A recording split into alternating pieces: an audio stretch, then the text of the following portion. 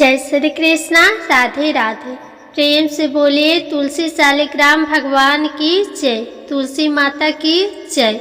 हे प्रिय भक्तों, आप सभी को तुलसी विवाह की हार्दिक शुभकामनाएं। आज के इस वीडियो में आप सुनेंगे तुलसी विवाह की संपूर्ण व्रत कथा। तो कथा को पूरी श्रद्धा एवं प्रसन्नचित्त मन से पूरा अवश्य सुनिएगा। तो आइए भगवान श्री लक्ष्मी नारायण जी के चरणों का ध्यान करते हुए कथा का शुभारंभ करते हैं। जय श्री गणेशाय नमः। एक कथा के अनुसार एक कुटुंब में ननद तथा भाभी साथ रहती थी। ननद का विवाह अभी नहीं हुआ था। वह तुलसी के पौधे की बहुत सेवा करती थी। उसकी भाभी को ये सब बिल्कुल भी पसंद नहीं था। जब कभी उसकी भाभी को अत्यधिक क्रोध आता तब वह उसे ताना देते हुए कहती कि जब तुम्हारा विवाह होगा तो मैं तुलसी ही बारातियों को खाने को दूंगी और तुम्हारे दहेज में भी तुलसी ही दूंगी। कुछ समय बीत जाने पर ननद का विवाह पक्का हुआ। विवाह के दिन भाभी ने अपनी कथनी के अनुसार बारातियों के सामने तुलसी का गमला फोड़ दिया और खाने के लिए कहा।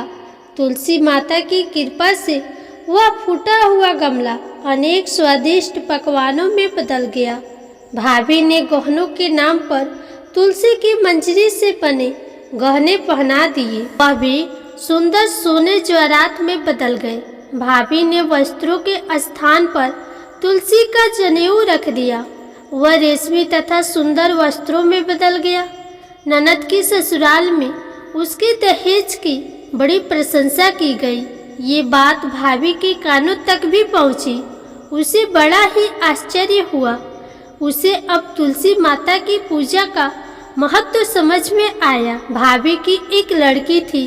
वह अपनी लड़की से कहने लगी कि तुम भी तुलसी की सेवा किया करो, तुम्हें भी बुआ की तरफ फल मिलेगा। वह जबरदस्ती अपनी बेटी से सेवा करने को कहती, लेकिन लड़की का मन तुलसी सेवा में नहीं लगता था। लड़की के बड़े होने पर उसके विवाह का समय आता है। तब भाभी सोचती है कि जैसा व्यवहार मैंने अपनी ननद के साथ किया था वैसा ही मैं अपनी लड़की के साथ करती हूँ तो ये भी गहनों से लद जाएगी और बारातियों को खाने में पकवान मिलेंगे। ससुराल में इसे भी बहुत इज्जत मिलेगी। यह सोचकर वह बारातियों के सामने तुलसी का गमला फोड़ देती है। लेकिन इस बार गमले की मिट्टी मिट्टी ही रहती है। मंजरी तथा पत्ते भी अपने रूप में ही रहते हैं। जनेऊ भी अपना रूप नहीं बदलता। सभी लोगों तथा बारातियों द्वारा भाभी की बुराई की जाती है। लड़के के ससुराल वाले भी लड़की की बुराई करते हैं। भाभी कभी ननद को नहीं बुलाती थी। भाई ने सोचा मैं बहन से मिलकर आता हूँ। उसने अपनी पत्नी से कहा और कुछ उपहार ले जाने की बात कही। भाभी ने थैले में ज्वार भरकर कहा कि और कुछ नहीं है, तुम यहीं ले जाओ। वह दुखी मन से बहन के पास चल दिया। वह सोचता रहा कि कोई भाई अपनी बहन के घर ज्वार कैसे ले जा सकता है। यह सोचकर वह एक गौशाला के पास रुका और ज्वार का थैला गाय के सामने पलट दिया। तभी गाय पालने वाले ने कहा कि आप गाय के सामने हीरे मोती तथा सोना क्यों डाल रहे हो। ये देखकर भाई को बड़ा ही आश्चर्य हुआ और उसने सभी हीरे मोती तथा सोना वापस अपने थैले में रख लिया। भाई ने सारी बात अपनी बहन को बताई और बड़े खुशी खुशी उसने सारे हीरे मोती और जेवर अपनी बहन को दिए। दोनों भाई बहन एक दूसरे को देखकर अत्यंत प्रसन्न हुए। जैसी कृपा माता तुलसी ने ननद पर की वैसी ही कृपा सभी पे करना। बोलिए श्री तुलसी शालिग्राम जी की जय। बोलिए श्री लक्ष्मी नारायण भगवान की जय। एक बार देवी तुलसी विवाह हेतु वर ढूंढने के लिए तीर्थ यात्रा पर निकली थी और ढूंढते ढूंढते वह गंगा किनारे पर पहुंच गई। उस वक्त गणेश भगवान गंगा किनारे तप कर रहे थे। उन्हें देखते ही देवी तुलसी उन पर मोहित हो गई और उनके मन में गणेश भगवान से विवाह की इच्छा उत्पन्न हुई। फिर देवी तुलसी ने गणेश जी के पास जाकर उनका ध्यान भंग कर दिया। आंखें खोलने के बाद गणेश भगवान के सामने देवी तुलसी खड़ी थी, लेकिन सामने एक स्त्री है, इसलिए अपने क्रोध को नियंत्रण में रखकर गणेश भगवान ने पूछा, आप कौन है देवी और मेरा ध्यान भंग करने का क्या कारण है? जवाब में देवी तुलसी ने अपने परिचय के साथ गणेश जी से विवाह की बात कर ली।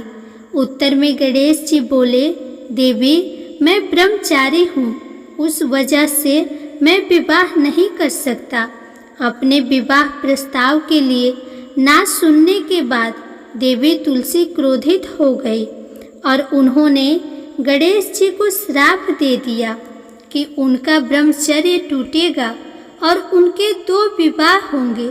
इस बात पर गणेश भगवान भयंकर क्रोधित हो उठे, क्योंकि एक तो वह स्त्री है, इसलिए ध्यान भंग करने पर भी गणेश जी ने कुछ नहीं कहा और इतनी विनम्रता से बात करने पर भी उन्हें श्राप दिया गया। फिर गणेश जी ने भी देवी तुलसी को श्राप दिया कि तुम्हारा विवाह शंखचूड़ नाम के असुर के साथ होगा। एक देवी होकर भी उनका विवाह एक राक्षस से होगा। ये जानकर देवी तुलसी विचलित हो गई और विनायक जी से इस कठोर श्राप से मुक्ति दिलाने की क्षमा याचना करने लगी। फिर गणेश जी को तुलसी देवी पर दया आ गई। वह बोले कि मेरा श्राप तो बदल नहीं सकता, वह तो सच होकर ही रहेगा, लेकिन अगले जन्म में तुम एक पेड़ बनोगे और भगवान विष्णु जी की अति प्रिय होगी। उनकी पूजा में भी तुम्हारा एक महत्वपूर्ण स्थान होगा और कलयुग के इंसान को तुम मोक्ष का मार्ग दिखाओगी। लेकिन तुमने मेरा तप भंग किया है और मुझे ब्रह्मचारी होकर भी 2 विवाह का श्राप दिया है, इसलिए मेरी किसी भी प्रकार की पूजा में तुम निषिद्ध होगी। इस प्रकार देवी तुलसी गणेश भगवान की पूजा में निषिद्ध हो गई। तो प्रेम से बोलिए तुलसी माता की जय, श्री गणेश जी महाराज की जय। अब आइए तुलसी माता की अगली कथा को सुनते हैं। शिव पुराण के अनुसार पौराणिक समय में दैत्यों का राजा दंभ हुआ करता था। वह बहुत बड़ा विष्णु भक्त था। कई सालों तक उसके यहाँ संतान नहीं होने के कारण उसने शुक्राचार्य को अपना गुरु बनाकर उनसे श्री कृष्ण मंत्र प्राप्त किया। ये मंत्र प्राप्त करके उसने पुष्कर सरोवर में घोर तपस्या की। भगवान विष्णु उसकी तपस्या से प्रसन्न हुए और उसे संतान प्राप्ति का वरदान दे दिया। भगवान विष्णु के वरदान से राजा दंभ के यहाँ एक पुत्र ने जन्म लिया। इस पुत्र का नाम शंखचूड़ रखा गया। बड़ा होकर शंखचूड़ ने ब्रह्मा जी को प्रसन्न करने के लिए पुष्कर में घोर तपस्या की। तपस्या से प्रसन्न होकर ब्रह्मा जी ने उसे वरदान मांगने को कहा। तब शंखचूड़ ने वरदान मांगा कि वह हमेशा अजर अमर रहे तथा कोई भी देवता उसे नहीं मार पाए। ब्रह्मा जी ने उसे यह वरदान दे दिया और कहा कि वह बद्री वन में जाकर धर्मध्वज की पुत्री तुलसी जो तपस्या कर रही है उसे विवाह कर ले। शंखचूड़ ने वैसा ही किया और तुलसी के साथ विवाह के बाद सुखपूर्वक रहने लगा। उसने अपने बल से देवताओं, असुरों, दानवों, राक्षसों, गढ़ धर्मों, नागों, किन्नरों, मनुष्यों तथा त्रिलोकी के सभी प्राणियों पर विजय प्राप्त कर ली। वह भगवान श्री कृष्ण का परम भक्त था। शंखचूड़ के अत्याचारों से सभी देवता परेशान होकर ब्रह्मा जी के पास गए और ब्रह्मा जी ने उन्हें विष्णु के पास ले गए। विष्णु ने कहा कि शंखचूड़ की मृत्यु भगवान शिव के त्रिशूल से ही होगी, अतः आप उनके पास जाइए। भगवान ने उन्हें चित्ररथ नामक गढ़ को अपना दूत बनाकर शंखचूड़ के पास भेजा। चित्ररथ ने शंखचूड़ को समझाया वह देवताओं को उनका राज्य लौटा दे, परंतु शंखचूड़ ने मना कर दिया और कहा कि वह महेश्वर से युद्ध करना चाहता है। भगवान शिव को जब यह बात पता चली तो युद्ध के लिए अपनी सेना लेकर निकल पड़े और दानवों में घमासान युद्ध हुआ, परंतु ब्रह्मा जी के वरदान के कारण शंखचूड़ को देवता नहीं हरा पाए। भगवान शिव ने शंखचूड़ का वध करने के लिए जैसे ही अपना त्रिशूल उठाया, तभी आकाशवाणी हुई कि जब तक शंखचूड़ के हाथ में श्री हरि का कवच है और उसकी पत्नी का सतीत्व अखंडित है, तब तक इसका वध असंभव है। आकाशवाणी सुनकर भगवान विष्णु वृद्ध ब्राह्मण का रूप धारण कर शंखचूड़ के पास गए और उससे श्री हरि कवच दान में मांग लिया। शंखचूड़ ने वह कवच बिना किसी संकोच के दान कर दिया। शंखचूड़ का रूप बनाकर तुलसी के पास गए। शंखचूड़ रूपी भगवान विष्णु ने तुलसी के महल के द्वार पर जाकर अपने विजय होने की सूचना दी। यह सुनकर तुलसी बहुत प्रसन्न हुई और पति रूप में आए भगवान का पूजन किया। ऐसा करते ही तुलसी का सतीत्व तो खंडित हो गया और भगवान शिव ने अपने त्रिशूल से शंखचूड़ का वध कर दिया। जब तुलसी को ये बात पता चली कि वे उनके पति नहीं हैं, बल्कि वे भगवान विष्णु हैं, तो क्रोध में आकर तुलसी जी ने कहा, आपने छल पूर्वक मेरा धर्म भ्रष्ट किया है और मेरे पति को मार डाला, अतः मैं आपको श्राप देती हूँ कि आप पाषाण होकर धरती पर रहे। तब तक भगवान विष्णु ने कहा कि देवी, तुम मेरे लिए भारतवर्ष में रहकर बहुत वर्ष तक तपस्या कर चुकी हो। तुम्हारा यह शरीर नदी रूप में बदलकर गंडकी नामक नदी के रूप में प्रस्तुत होगा। तुम पुष्पों में श्रेष्ठ तुलसी का वृक्ष बन जाओगी और सदा मेरे साथ रहोगी। तुम्हारे श्राप को सत्य करने के लिए मैं पाषाणशाली ग्राम बनकर रहूंगा। गंडकी नदी के तट पर मेरा वास होगा। प्रेम से बोलिए भगवान विष्णु और तुलसी माता की जय। अब बड़े ही प्रेम से तुलसी माता की अगली कथा को सुनते हैं। एक बार एक गांव में एक बहुत ही बुजुर्ग महिला रहती थी। वह बहुत ही पूजा पाठ किया करती थी। वह रोज तुलसी माँ की पूजा करती थी और वह बुजुर्ग महिला रोज तुलसी माता से कहती, हे तुलसी माँ, तुम मुझे बहू दे, पीताम्बर की धोती दे, मीठा मीठा घास दे, बैकुंठ में वास दे, चटक की चाल दे, पटक की मौत दे, चंदन का काठ दे, रानी सा राज दे, दाल भात का भोजन दे, ग्यारस की मौत दे और कृष्ण जी का कंधा दे। वह बुजुर्ग महिला हर महीने में तुलसी माता की पूजा करती और उनके बिरले को रोज सींचती। तुलसी माता बुजुर्ग महिला की बात सुनकर धीरे धीरे सूखने लगी। तभी भगवान श्री कृष्ण जी ने देखा कि तुलसी माता सूख रही है और तभी एक दिन भगवान श्री कृष्ण तुलसी माता जी के पास प्रकट हुए और भगवान श्री कृष्ण जी ने तुलसी माता से पूछा, तुम क्यों सूख रही हो? सभी महिलाएं तुम्हारी पूजा करती है और तुमको रोज सींचती है, लेकिन फिर भी तुम रोज सूखती जा रही हो। इसका कारण क्या है? जिसके बाद तुलसी माता ने भगवान श्री कृष्ण जी से कहा कि हे प्रभु, एक बुजुर्ग महिला मेरे पास रोज आती है और रोज एक ही बात बोलती है, हे तुलसी माता, सबकी दाता, मैं तेरा बिरला सींचती हूँ, तुम मुझे बहू दे, पीताम्बर की धोती दे, मीठा मीठा घास दे, बैकुंठ में वास दे, चटक की चाल दे, पटक की मौत दे, चंदन का काठ दे, रानी सा राज दे, दाल भात का भोजन दे, ग्यारस की मौत दे और कृष्ण जी का कंधा दे। मैं उस बुजुर्ग महिला की सारी मनोकामनाएं पूरी कर सकती हूँ, लेकिन उसकी एक मनोकामना पूरी नहीं कर सकती। मैं कृष्ण जी का कंधा कहाँ से दूंगी? भगवान श्री कृष्ण जी तुलसी माता की बात सुनकर जोर जोर से हंसने लगे और फिर भगवान श्री कृष्ण जी ने तुलसी माता जी से कहा कि तुम चिंता मत करो, जब वह बुजुर्ग महिला की मृत्यु होगी तब मैं मौके पर आकर उसे कंधा दे दूंगा। अब जब वह बुजुर्ग महिला पूजा करने आए तो कह देना कि तुम्हें सब कुछ मिल जाएगा।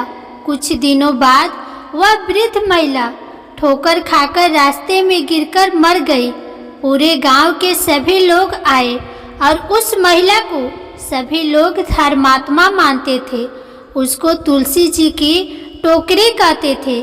उसके परिवार में कोई भी नहीं था, इसलिए गांव वालों ने ही उसके अंतिम संस्कार करने की योजना बनाई और उसे नहलाकर जब वैकुंठी पर बैठाने के लिए उसे उठाने लगे तो उसके मृत शरीर इतना भारी हो गया था कि उसे कोई उठा नहीं पाया।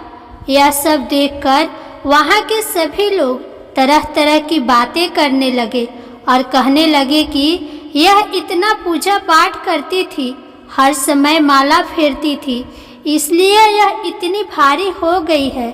वहीं पूरी गांव में चर्चा होने लगी कि डोकरी माई कोई भक्ति नहीं करती थी, यह छल कपट करती थी। हम जिसे धर्मात्मा समझते थे वह पापी है, जो कि किसी से भी नहीं उठ पा रही है। यह इसके कर्मों की सजा है।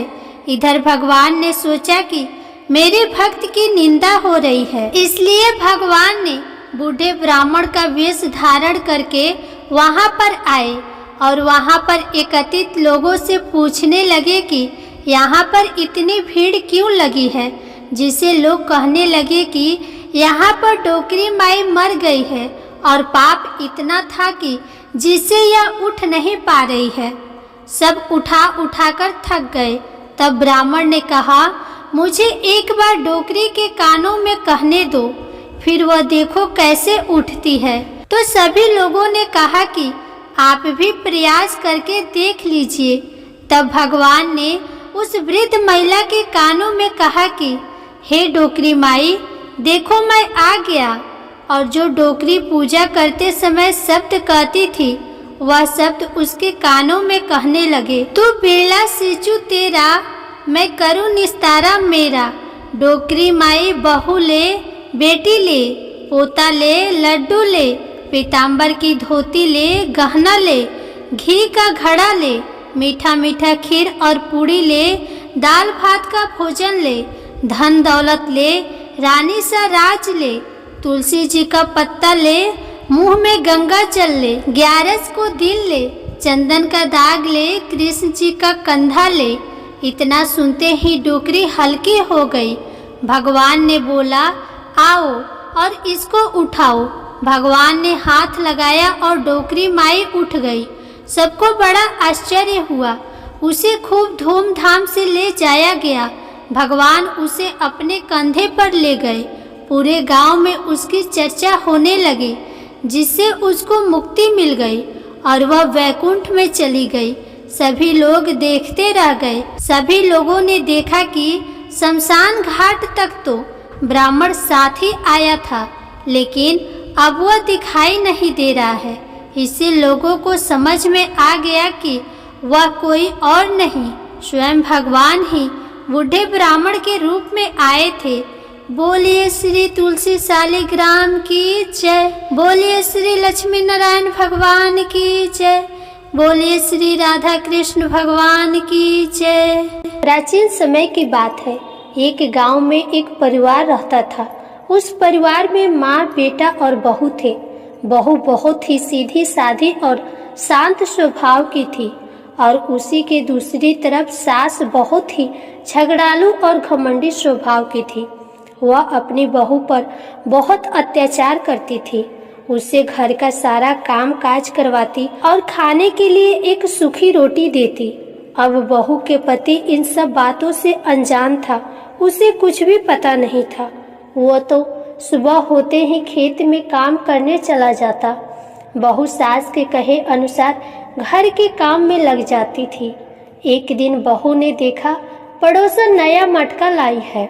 पड़ोसन ने बात ही बात में बताया कि वह वैशाख स्नान करने की तैयारियां कर रही है। बहू को वैशाख मास के बारे में कुछ भी नहीं पता था, इसलिए वह पड़ोसन से पूछने लगी तो पड़ोसन ने उसे पूरी जानकारी देते हुए बताया कि वैशाख का पवित्र महीना तुरंत फल देने वाला है। साथ ही तुलसी माता की महिमा भी बहू को बताई और कहा अगर कोई वैशाख में सिर्फ स्नान करके तुलसी माता को सींच दे तब भी उसके जीवन की सभी परेशानियों का अंत हो जाता है। अब बहू अपनी सास के व्यवहार से दुखी तो थी ही। उसने सोचा हो सकता है तुलसी माता की पूजा और प्रताप से ही मेरे जीवन में सब कुछ ठीक हो जाए। अब यही सोचकर बहू ने अपने मन में तुलसी माता की पूजा और वैशाख स्नान करने का निर्णय ले लिया। शाम को तुलसी और वैशाख मास की महिमा अपनी सास को बताई। सास बोली कोई जरूरत नहीं है कोई नियम वियम लेने की, घर का काम करो, बस यही तुम्हारे लिए पूजा पाठ है। अब बहू क्या कहती, चुप हो गई। वैशाख मास शुरू हुआ। अब बहू ने क्या किया, वह बहुत जल्दी सुबह उठकर नदी में स्नान करने चली जाती। वहीं एक घड़े में पानी भरती और तुलसी माता के पौधे को सींच देती। फिर वहीं बैठकर तुलसी माता की कहानी सुन लेती। अब बहू ने ये नियम ले लिया था, सास के जागने से पहले वापस घर आ जाती थी। अब ये रोज का सिलसिला था। किसी तरह 15 दिन बीते। एक दिन सास सुबह जल्दी उठ गई। उसने देखा घर में बहू है ही नहीं, उसे कुछ गड़बड़ लगी। अगले दिन भी सास जल्दी उठी तो उस दिन भी बहू घर पर नहीं थी। सास समझ गई कि जरूर ये वैशाख स्नान कर रही होगी और तुलसी सींच रही होगी। सास सोचने लगी अगर मैं मुंह से बोलूंगी तो घर में बेकार में लड़ाई झगड़ा होगी। अब उसने सोचा कि क्या करूं कि बहू का नित नेम छूट जाए। अगले दिन सास ने उसका मटका बदल दिया। पक्के मटके की जगह कच्ची मिट्टी का मटका रख दिया। सुबह अंधेरे में ही बहू कच्ची मिट्टी का ही मटका लेकर नदी पर चली गई। बहू ने स्नान किया, फिर उसने मटके में जल भरने के लिए जैसे ही मटका नदी में डुबोया, मटका गल गया और सारी मिट्टी बह गई। अब बहू यह देखकर रोने लगी। वो तुलसी माता के पास जाकर रोने लगी और रोते रोते बोली, हे तुलसी माता, आज मेरा नियम टूट गया, मुझे क्षमा कर दीजिए। तुलसी माता उसके सामने साक्षात रूप में प्रकट हुई और बोली, आज तुमने जल के स्थान पर अपने आंसुओं से मुझे सींचा है, तुम्हारा नियम पूरा हुआ। बहू ने कहा, माता मैं कल जल कैसे लेकर आऊंगी? अगर मेरी सास को यह पता चला कि मैंने मटका नदी में बहा दिया है तो वह तो बहुत गुस्सा करेंगी। तुलसी माता ने उसे एक मटका दिया जिसे लेकर वह खुशी खुशी घर आ गई। सास ने देखा तो वह मटका सोने का था। अब सास के पूछने पर बहू ने सारी बात सच सच बता दी। सास अंदर से तो बहुत खुश थी पर बाहर से नाटक करते हुए बोले, अगर सोने के मटके में जल लेकर जाओगी तो गांव वाले इसको छीन लेंगे। तुम कल फिर जाकर अपने तुलसी माता के आगे रोना धोना दूसरा मटका मांग लेना। अब बहू बहुत सीधी साधी थी, उसको तो कुछ ऐसा था ही नहीं। वो अगले दिन तुलसी माता के पास जाकर फिर से रोने लगी। तुलसी माता के पूछने पर उसने सारी बात बता दी। तब तुलसी माता ने उसे चांदी का मटका दिया। बहू चांदी का मटका लेकर खुशी खुशी घर आ गई, लेकिन उसकी सास ने उसको भी रख लिया और अपनी बहू से फिर अगले दिन रोने को कहा।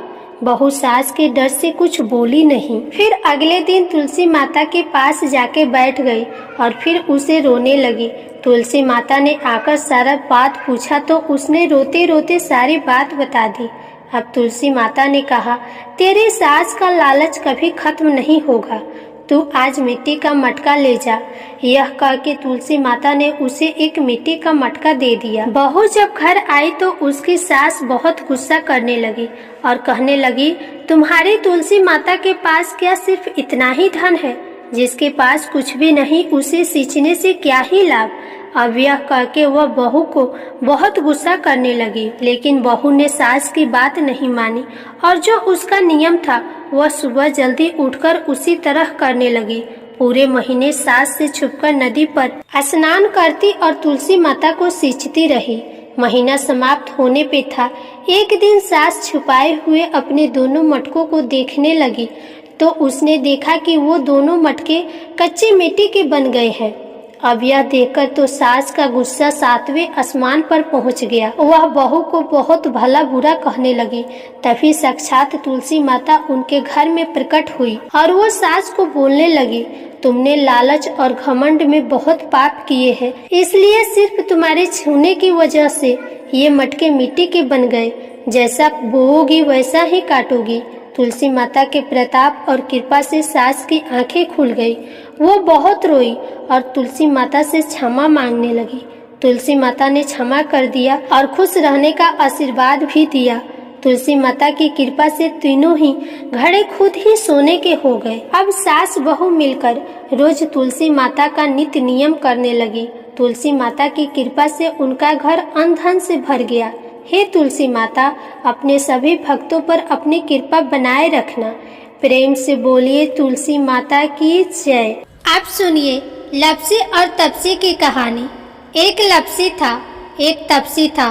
तपसी हमेशा भगवान की तपस्या करता था, लेकिन उसे चोरी करने की आदत थी। लपसी हमेशा 1.25 सेर की लपसी बनाता और सबसे पहले भगवान को भोग लगाता, उसके बाद में स्वयं भोजन करता। दोनों भाइयों का यही नियम था। एक दिन किसी बात को लेकर दोनों भाइयों में कहा सुनी हो गई। तपसी कहने लगा कि मैं रोजाना भगवान की तपस्या करता हूँ, इसीलिए मैं बड़ा हूँ। तो लपसी बोला कि मैं रोज भगवान को 1.25 सेर का लपसी का भोग लगाता हूँ, इसीलिए मैं बड़ा हूँ। ऐसा कहते हुए दोनों जोर जोर से लड़ने लगे। तभी वहां से नारद जी गुजर रहे थे। दोनों को लड़ता हुआ देखकर वहां आए और उनसे पूछा कि तुम दोनों लड़ क्यों रहे हो। तो दोनों ने अपने आप को बड़ा बताया और साथ में बड़ा होने का कारण भी बताया। तो नारद जी बोले कि इसका फैसला मैं कर दूंगा, कल आकर बता दूंगा कि कौन बड़ा है। दूसरे दिन लपसी और तपसी नहाकर अपने रोज की भक्ति करने आए तो नारद जी ने छुपकर 1.25 करोड़ की एक एक अंगूठी उन दोनों के आगे रख दी। जैसे ही भक्ति करते हुए तपसी की नज़र उस अंगूठी पर पड़ी तो उसने चुपचाप से उठाई और अपने पैर के नीचे दबा दी। लपसी की नज़र अंगूठी पर पड़ी, लेकिन उसने ध्यान नहीं दिया। उसने पहले भगवान को भोग लगाया और फिर स्वयं भोजन करने के लिए बैठ गया। थोड़ी ही देर बाद नारद जी सामने आए तो दोनों ने पूछा कि अब बताओ हम दोनों में से कौन बड़ा है। तो नारद जी ने तपसी से कहा, तपस्या तो तुम करते हो, इतनी तपस्या करने के बाद भी तुम्हारी चोरी करने की आदत नहीं गई। यह अंगूठी मैंने ही तुम दोनों के आगे रखी थी। मैं ये देखना चाहता था कि तुम दोनों में से किनके मन में लालच है, तो तूने तो अंगूठी दिखाई पड़ते ही झट से अपने पैर के नीचे दबा ली। लेकिन लपसी का ध्यान अंगूठी पर जाने के बाद भी लपसी ने अंगूठी को नहीं उठाया और ना ही ध्यान दिया। उसने सिर्फ अपने भगवान में ही ध्यान रखा, उन्हें भोग लगाया और बाद में भोजन करने लगा। इसीलिए लपसी बड़ा है और तुम्हें तुम्हारी तपस्या का कोई भी फल नहीं मिलने वाला। जितनी चाहे मर्जी तुम तपस्या कर लो, तुम्हें इसका कोई भी फल नहीं मिलेगा। तो तपसी को यह सुनकर बहुत ही दुख हुआ और वह शर्मिंदा होकर नारद जी से माफ़ी मांगने लगा कि आज तक मेरी गलती माफ़ करो और मुझे बताओ कि मेरी तपस्या का फल कैसे मिलेगा। आज के बाद कभी भी मैं चोरी नहीं करूँगा। तो नारद जी ने कहा कि यदि कोई गाय या कुत्ते के लिए रोटी नहीं बनाएगा तो उसका फल तुझे मिलेगा। यदि कोई व्यक्ति ब्राह्मण को भोजन करवाकर उसे दक्षिणा नहीं देगा तो उसका फल भी तुझे ही मिलेगा। अगर किसी को सूट साड़ी देगा और उसके साथ भेंट स्वरूप कुछ रुपये नहीं देगा तो उसका फल भी तुझे ही मिलेगा। अगर कोई व्यक्ति दिए से दिया जलाएगा तो उसका फल भी तुझे ही मिलेगा। अगर कोई औरत आंगन लिपकर चौका नहीं लिपेगी तो उसका फल भी तुझे ही मिलेगा। यदि कोई व्रत कथा में सारी कहानी सुन ले लेकिन तुम्हारी कहानी ना सुने तो उसका फल भी तुझे ही मिलेगा। उसी दिन से हर व्रत कथा और कहानी के साथ लपसी तपसी की कहानी कही और सुनी जाती है। प्रेम से बोलिए भगवान श्री लक्ष्मी नारायण की जय, तुलसी माता की जय, एकादशी माता की जय, भगवान गणेश की